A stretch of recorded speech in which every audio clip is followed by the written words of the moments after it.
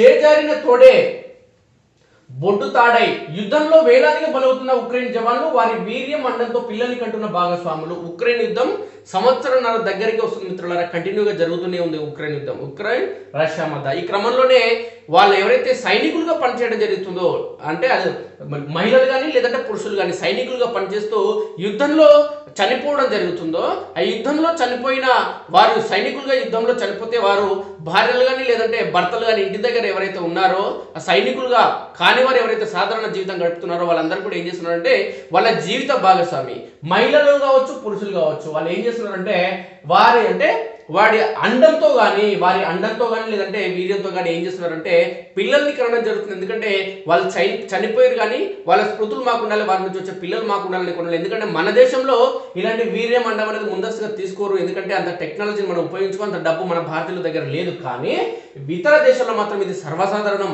ప్రతి ఒక్కరు పెళ్ళైన వాళ్ళు ఎవరైతే ఉన్నారో వాళ్ళందరికీ కూడా వీర్యం అండం అనేది ఖచ్చితంగా భద్రపరుస్తారు, అవసరమైనప్పుడు వాళ్ళు వినియోగించుకోవడం జరుగుతుంది. ఈ క్రమంలోనే ఉక్రెయిన్ యుద్ధంలో చనిపోయిన వాళ్ళంతా కూడా ఎవరైతే సైనికులు చనిపోతున్నారో వాళ్ళ కుటుంబ సభ్యులు ఈ విధంగా వాళ్ళు చనిపోయినా వాళ్ళ ద్వారా పిల్లల్ని కనడం జరుగుతుంది.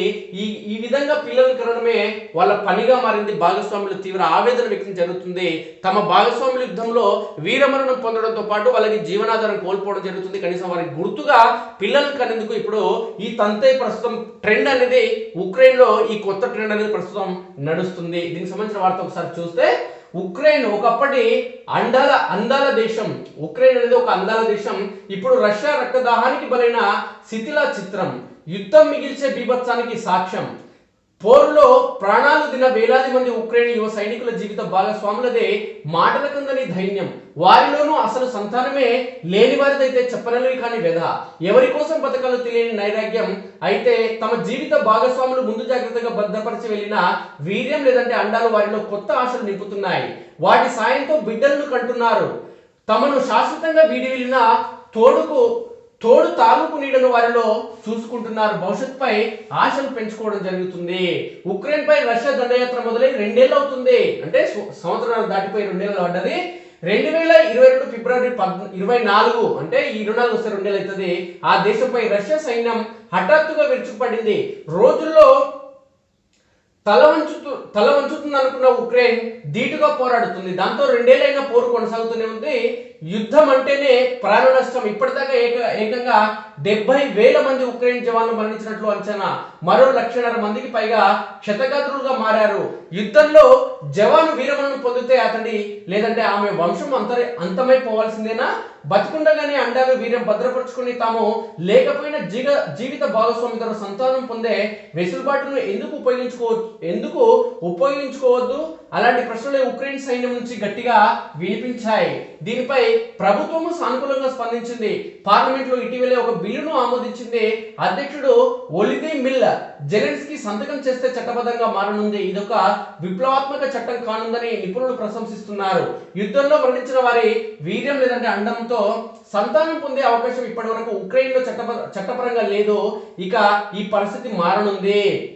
ఇక ఉక్రెయిన్ పార్లమెంట్ లో ఆమోదించిన బిల్లు ప్రకారం జవాన్లు తమ వీర్యం లేదంటే అండాలు భద్రపరచుకోవచ్చు. వారి యుద్ధంలో అమరులైతే వాటి సాయంతో జీవిత భాగస్వాముల సంతానం పొందవచ్చు. ఇందుకు వీలుగా యుద్ధంలో మృతి చెందిన జవాన్లు వీర్యం లేదంటే అండాలను 3 ఏళ్ల పాటు భద్రపరుస్తారు. అందుకు ప్రభుత్వమే ఆర్థిక సాయం అందిస్తుంది. యుద్ధంలో క్షతగాత్రులై ఆరోగ్యం దెబ్బతిని సంతానోత్పత్తికి బిడ్డలకు జన్మనిచ్చే సామర్థ్యానికి దూరమైన సైనికులు కూడా వీర్యం లేదంటే అండాలను భద్రపరచుకుని సంతానం పొందవచ్చు.